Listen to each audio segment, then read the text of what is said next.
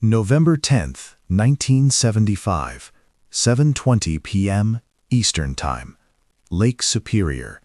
A fierce November storm with 70-mile-per-hour winds and 35-foot waves. On the radar of the Arthur M. Anderson, a freighter 10 miles ahead, the SS Edmund Fitzgerald was a steady blip moving east toward Whitefish Bay. 729 feet long, the biggest ship ever to sail the Great Lakes. At 7:10 p.m., Captain Ernest McSorley radioed Captain Bernie Cooper of the Anderson. Quote, "We are holding our own." Those were the last words anyone heard from the Edmund Fitzgerald. 7 minutes later, at 7:17 p.m., the blip on the Anderson's radar vanished. The Fitzgerald sank in 530 feet of icy Lake Superior water. 29 crew. No mayday, no life raft, no survivors. No bodies were ever recovered. The Coast Guard launched a search at 8:25 p.m. Within 24 hours, debris was found 17 miles from Whitefish Point. A lifeboat ripped in half, a propane tank, a pilot ladder. No bodies.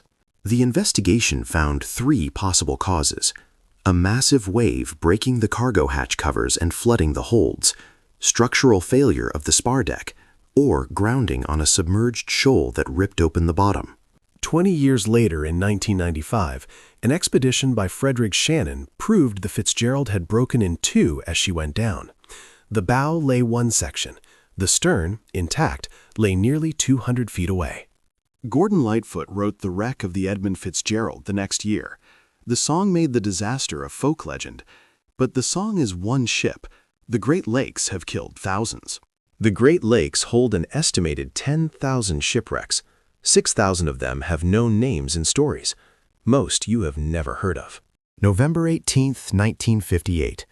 The SS Carl D. Bradley. A 640-foot limestone carrier crossing Lake Michigan in a storm.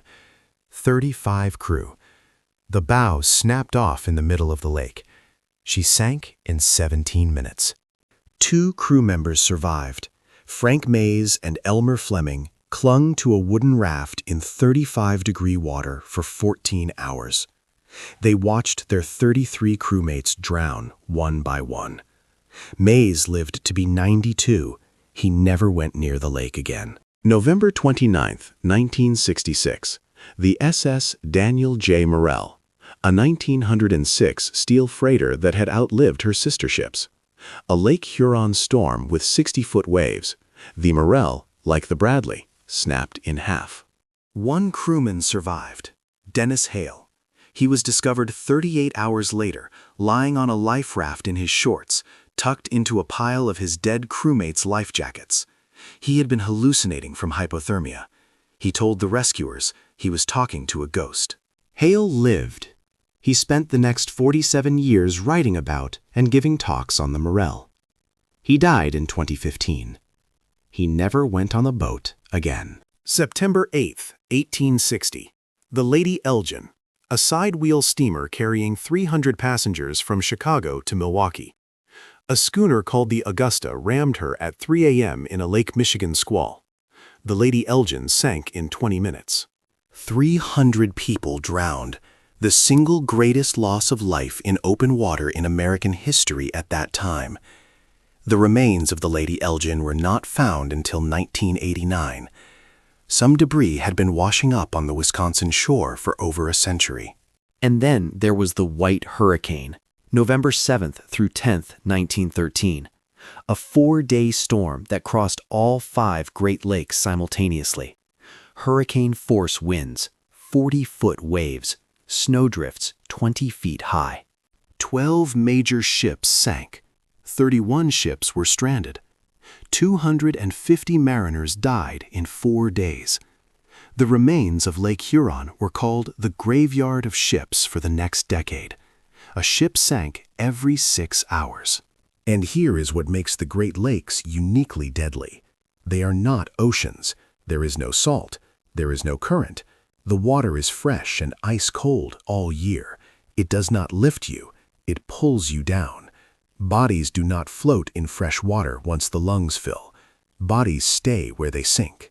And the cold preserves them.